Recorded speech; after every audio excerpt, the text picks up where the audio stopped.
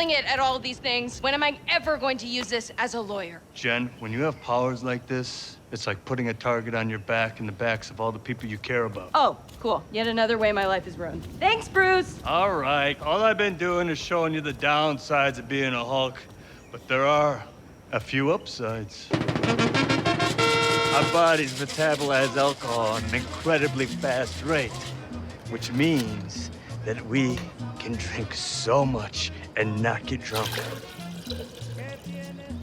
All buzz, no barf. This good.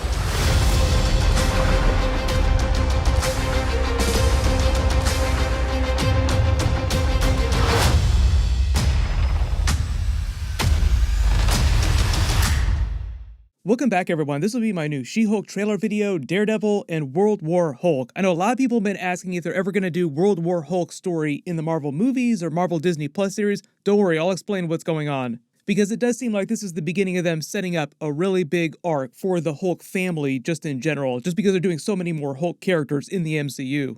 If you're brand new to the channel, I'll be doing videos for all the episodes. Be sure to subscribe to get them all. I'll also do a Marvel giveaway when that's going on too. But just starting with the brand new trailer footage first, Hulk is showing She-Hulk how to use some of her powers. We only see part of the montage in the new trailer, but it goes on a little bit longer. Like, he goes through all the steps of all their abilities, all their weaknesses, everything about being a Hulk, having those gamma powers. We got a little bit of a teaser in the last trailer about how she gets her She-Hulk powers. In the comics, she actually got a transfusion from Bruce Banner, and that's how she got his gamma-infused blood. It basically took over her normal red blood cells and gave her the powers of a Hulk. That's kind of what happens during the events of this series, but they're using this car crash to sort of explain how that happens. It sounds like it happens during the actual car crash, but they don't explain exactly how his blood gets inside her body.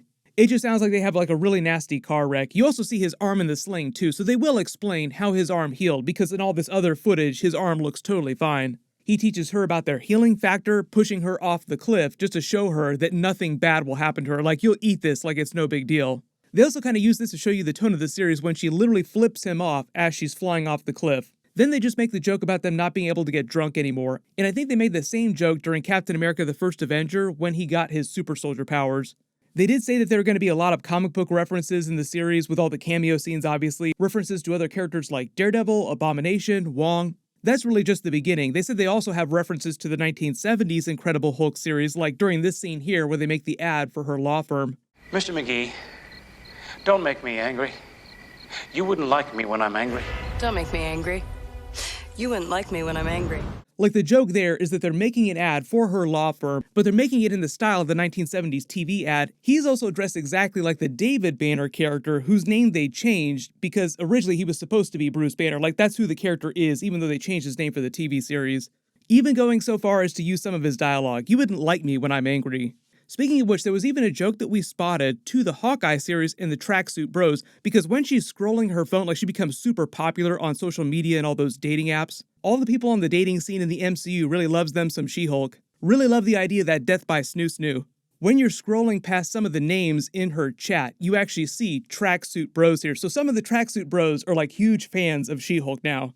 They even had a Tracksuit Bros Easter egg during the Miss Marvel episodes at the end, because that takes place in Jersey City, which is very close to New York City, obviously, and it'd be around the area where Kingpin controls, where he's very active.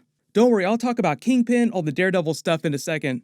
The other big teaser that he drops during this clip is when he's talking to Jen about all the downsides of being a Hulk and their gamma powers putting a target on their back. That's mostly a reference to people like Thunderbolt Ross coming for them. This is all meant to be lead up for the Thunderbolts movie and what's happening around Captain America 4 in the Dark Avengers, even though it's kind of more of a Thunderbolts thing. Like, it's Dark Avengers, but it's kind of Thunderbolts.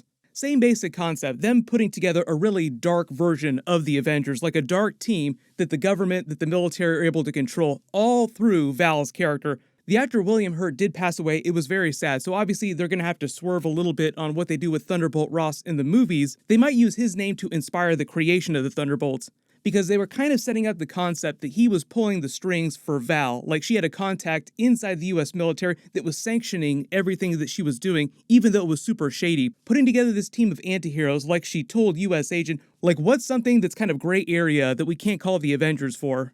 That's where you roll in the Thunderbolts in the Dark Avengers. Although, like I said, it seems like they're doing more Thunderbolts stuff, just because that is the end of Marvel Phase 5. One of the big tropes of that is Red Hulk. We're doing so much more Hulk stuff in the MCU. And during the Incredible Hulk movie, there were a lot of deleted scenes that they wound up cutting out of the film where he talks about wanting the power of Banner for himself, which is all just teasing Red Hulk stuff. If you remember, The Incredible Hulk was actually supposed to be a trilogy of movies. They did have plans to bring the leader back and make him a bigger villain. A lot of people asking if the leader is going to show up during the She Hulk series. It's always possible, but I haven't heard any rumors about that. But here's where we get to the World War Hulk of it all. So they're introducing She Hulk. They want to introduce more Hulk family members, like there are many different Hulk-based characters. If Marvel's been having problems doing a solo Hulk film and finding the right story for that, a really easy way to pull that off would be to do a World War Hulk story where something happens to the Banner version of Hulk that drives him crazy and he turns into the World Breaker Hulk. Now that's a little bit of a different concept. In the comics, World War Hulk was a slightly different event, which they already kind of did the plot of during Thor Ragnarok. During that story, he swears revenge on the Illuminati, which they actually just did during Doctor Strange 2 Multiverse of Madness in the 838 universe. He swears revenge on them, and so the heroes of Earth basically band together to stop Hulk, who's gone completely off the rails and wants to kill all of them. And at least the first part of the series is basically him just tearing through all the most powerful Marvel heroes. You thought that Scarlet Witch really gave it to Black Bolt during Doctor Strange 2. During World War Hulk, Hulk really gives it to Black Bolt. But imagine a version of Captain America Civil War, for example, that turns around the idea of World War Hulk with Banner going out of control, the Avengers trying to stop him, and then when the Avengers don't do what the government wants them to do or what the military wants them to do, Val brings in a team of Thunderbolts, quote-unquote, to take out the Hulk.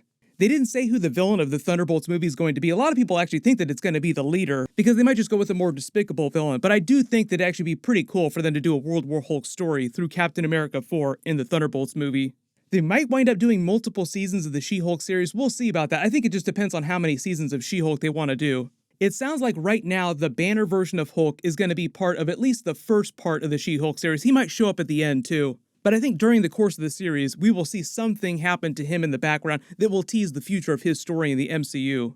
A lot of you also asking if Jen Walters is also going to be part of Avengers 5, Kang Dynasty. They literally make Avengers jokes like about her joining the team during the actual trailer, so I think it's a pretty safe bet that she will be in Avengers 5 in some way. Part of the idea of the series, too, is her getting the powers and the refusal of the call to action. Like, Hulk is telling her, though you have these powers, you have a responsibility, but she's like, I don't want any of that. I just want to be a normal, green, 8-foot-tall, giant lawyer. So obviously, during the course of the series, she's just going to slowly make peace with the idea that she has these powers, she has a responsibility to be a superhero on the side. But one of the connections to Daredevil is that just like Daredevil, Matt Murdock, she continues to be a lawyer while also being a superhero. So even though she's going to be involved in all these big crossover movies, Avengers 5, Avengers 6, Secret Wars, she'll still continue to operate representing superheroes and supervillains in court.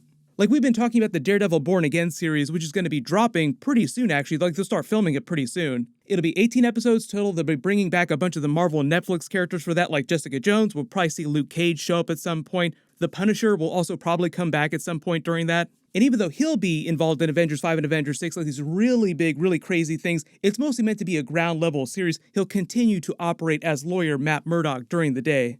That's also why I'm hoping for him to have a cameo scene or some kind of bigger crossover during Spider-Man 4, just because they're taking Spider-Man back to like friendly neighborhood Spider-Man in the MCU, even though he is also going to be involved in Avengers 5 and Avengers 6. But don't be surprised if we see more Thunderbolts, more World War Hulk, more Hulk-related stuff going on inside the She Hulk series. There've been rumors about them doing Scar, Son of Hulk. I don't know if that's actually true, but we might also see Hulkling show up during the Secret Invasion series. He doesn't actually have gamma-based powers. All of his powers, the fact that he looks green, comes from him being a Skrull. So them calling him Hulkling is more of an affectation.